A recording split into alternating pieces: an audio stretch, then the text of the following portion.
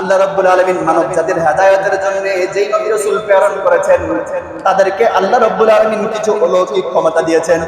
হযরত মূসা আলাইহিস সালামকে লাঠি দিয়েছেন, হযরত ঈসা আলাইহিস সালামকে মরা মানুষ জিন্দা করার ক্ষমতা দিয়েছেন। আল্লাহ রাব্বুল আলামিন হযরত সুলাইমান আলাইহিস সালামকে तमाम পৃথিবীর বাদশাহী দান করেছেন। এভাবে আল্লাহ রাব্বুল আলামিন সমস্ত নবীকে কিছু কিছু অল্প অল্প একটা দুইটা করে মুজিজা দান করেছেন। কাউকে আল্লাহ রাব্বুল আলামিন 5টা দিয়েছেন, কাউকে আল্লাহ রাব্বুল আলামিন 10টা দিয়েছেন, কাউকে 20টা দিয়েছেন, কাউকে 100টা দিয়েছেন। খোদা কি কসম, খোদার জমিনে আল্লাহ রাব্বুল আলামিন তার হাবিব সাল্লাল্লাহু আলাইহি ওয়াসাল্লামকে, আমাদের প্যারা রাসূলকে একটা নয়, দুইটা নয়, 5টা নয়, 10টা নয়, 100টা নয়, 200টা নয়, 1000 নয়, 2000 নয়, আল্লাহ রাব্বুল আলামিন আমাদের রাসূলকে অগণিত অগণিত মুজিজা দান করেছেন। সুবহানাল্লাহ। আমাদের রাসূলকে আল্লাহ রাব্বুল আলামিন এমন ভাবে মুজিজা দান করেছেন, যখন তিনি আসমানের দিকে ইশারা করেন চাঁদ দ্বিগন্ধিত হয়ে যায়। যখন তিনি কোন পাত্রের মধ্যে হাত ঢুকান, আঙ্গুল থেকে তার হাত থেকে পানি মুবারক বের হয়।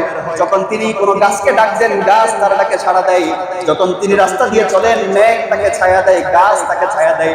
এমনকি আল্লাহ রাসূলকে আল্লাহ রাব্বুল আলামিন এমন মুজিজা দান করেছেন, আল্লাহ রাসূল যখন জমিন থেকে একটু পা মুবারক তুলে আল্লাহ রাব্বুল আলামিন তাকে আরশের মেহমান বানিয়ে দেন। সুবহানাল্লাহ। এই সব কিছু হচ্ছে আল্লাহ রাসূলের মুজিজা। তো আল্লাহ রাসূলের সবথেকে বড় মুজিজা যেটা, সেটা হচ্ছে আল্লাহর কোরআন। 30 পারা কালামে পাক, এটা হচ্ছে আল্লাহ রাসূলের সবচেয়ে বড় মুজিজা। আম্মা জান আয়েশা সিদ্দিকাকে সাহাবায়ে কেরাম জিজ্ঞেস করে, ওই অন্যান্য তাবিঈরা যারা আল্লাহ রাসূলকে দেখে নাই, তারা এসে জিজ্ঞেস করে যে আম্মা জান, আমরা তো রাসূলকে দেখি নাই, আল্লাহ রাসূলকে আমরা কেমন করে চিনব, তার আদর্শ কেমন করে অনুসরণ করব? আম্মা জান আয়েশা বললেন, ও আল্লাহ রাসূলের উম্মত ও তাবিঈরা, শুনো শুনো, তোমরা যদি পবিত্র কোরআনটা ভালো করে পড়ো, পবিত্র কোরআনটা যদি ভালো করে অনুসরণ করো, তোমরা পবিত্র কোরআনের পাতায় পাতায়, পবিত্র কোরআনের আয়াত আয়াতে, নুকতায় নুকতায় তোমরা আল্লাহ রাসূলের আদর্শগুলো খুঁজে পাবে, আল্লাহ রাসূলের মুজিজাগুলো তোমরা খুঁজে পাবে। বলি সুবহানাল্লাহ। এই মুজিজা, এই মুজিজার অর্থ হচ্ছে, এটা ইজাজ শব্দ থেকে এসেছে। এটার মানে হচ্ছে আরেকজনকে অক্ষম করে দেওয়া, আরেকজনকে ক্ষমতাহীন করে দেওয়া। যেমন হযরত মূসা আলাইহিস সালামের জামানায় যখন ফেরাউনের জাদুঘর বিভিন্ন ধরনের জাদু দেখাচ্ছে, বিভিন্ন জিনিস বানাচ্ছে, আল্লাহ রাব্বুল আলামিন মূসাকে বললেন, মূসা, তোমার দেখে থাকার দরকার নাই, তোমার হাতে যে লাঠিটা আছে ওটা তুমি জমিনে ছেড়ে দাও। মূসা আলাইহিস সালাম লাঠিটা জমিনে ছাড়তে দেরি আল্লাহ রাব্বুল আলামিন ওই লাঠিকে সাপ বানিয়ে দিলেন।